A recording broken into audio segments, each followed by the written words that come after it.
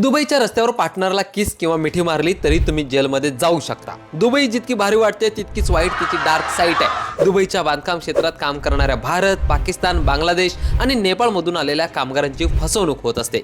कमी पगार, राहण्याची खराब व्यवस्था, जास्त वेळ काम, पासपोर्ट जप्त करणं असे प्रकार दुबईत सर्रास घडत असतात। माणसांची तस्करी आणि प्रॉस्टिट्यूशन मोठ्या प्रमाणात होतं, विशेषतः सेक्स ट्रॅफिकिंग। काही रिपोर्टनुसार अनेक मुलींना जॉबच्या नावाखाली दुबईत आणलं जातं आणि जबरदस्तीने वेश्या व्यवसायात ढकललं जातं। अधिकृतरित्या हे सर्व बंद असलं तरी अंडरग्राऊंड मोठं मार्केट चालतं। दुबईत सरकारवर टीका करणं म्हणजे गंभीर गुन्हा आहे। सोशल मीडियावरती वादग्रस्त बोलाल तर तुरुंगात जावं लागतं। फ्रीडम ऑफ स्पीच नावाचा प्रकार नाहीये। LGBTQ+ कम्युनिटीसाठी कोणताही अधिकार नाहीये। उष्णतेसह कार्बन फूटप्रिंटच्या बाबतीत दुबई जगातल्या टॉप शहरात येतं।